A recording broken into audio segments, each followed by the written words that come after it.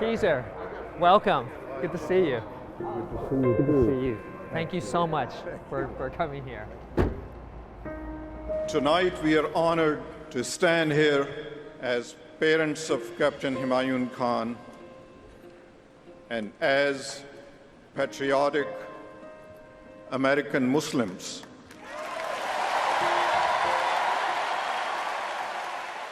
December 2015. A newspaper writer calls me and says, Mr. Khan, you heard the statement that was made by Donald Trump that if he becomes president, he will ban all Muslims and all Hispanics will be thrown out of here and all of that. What are your thoughts? That article was read by the DNC. They called me and they said, would you and Mrs. Khan like to come say a few words at the convention? It's opening the door to your private life and all that for everyone. You know, we've been humble and private people. We haven't exposed ourselves to the world. We called them and told them that we will be coming. Our son had dreams too. He put those dreams aside the day he sacrificed his life to save the lives of his fellow soldiers.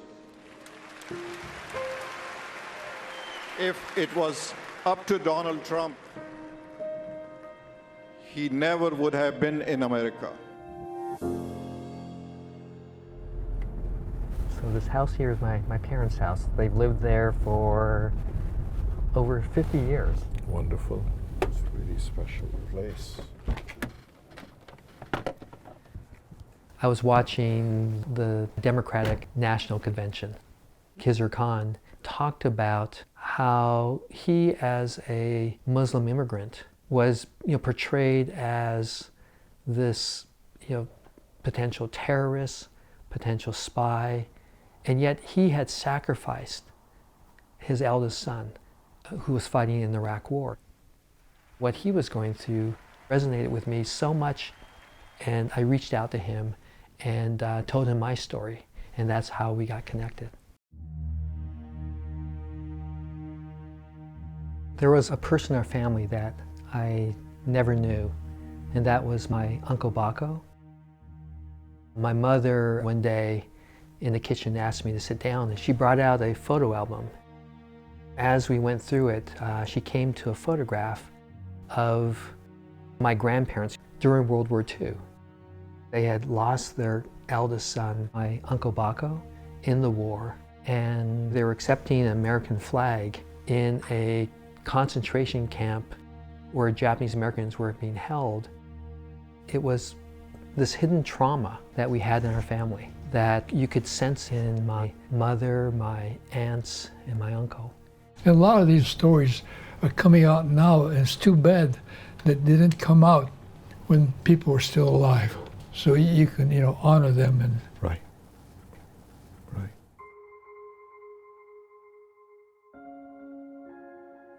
No one wants to be a Gold Star family. No one. Give us Captain Humayun Khan back.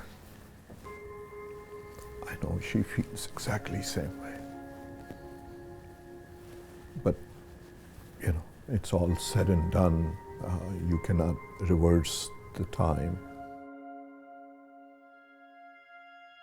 I had been aware of the role that Japanese Americans had played in moving this nation forward. And I grabbed on to the moment when I was asked to participate and pay tribute to Japanese American community. What are some ways that we can show solidarity between the Japanese American and Muslim community? We came up with the idea of him helping us commemorate the 76th anniversary of the incarceration of Japanese Americans, and also about a year from when President Trump signed an executive order doing the Muslim ban. Khizr Khan's words spoke deeply to me because his experience felt so familiar to my own family history. It's a cruel reality to be an immigrant who has sacrificed so much for a life in a country that sees you as the enemy because of your race or religion. I am honored and I'm grateful to be standing here among the patriots of this nation. Rarely has a nation been so well served by a people it has so ill treated. These courageous young men fought while their families, including children,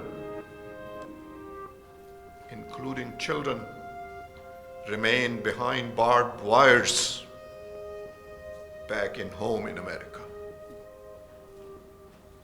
To do so under such challenging circumstances only underscores their personal commitment to this nation. Japanese Americans have created a moral compass for this nation. In the face of painful prejudice, they help to define America at its best. Thank you.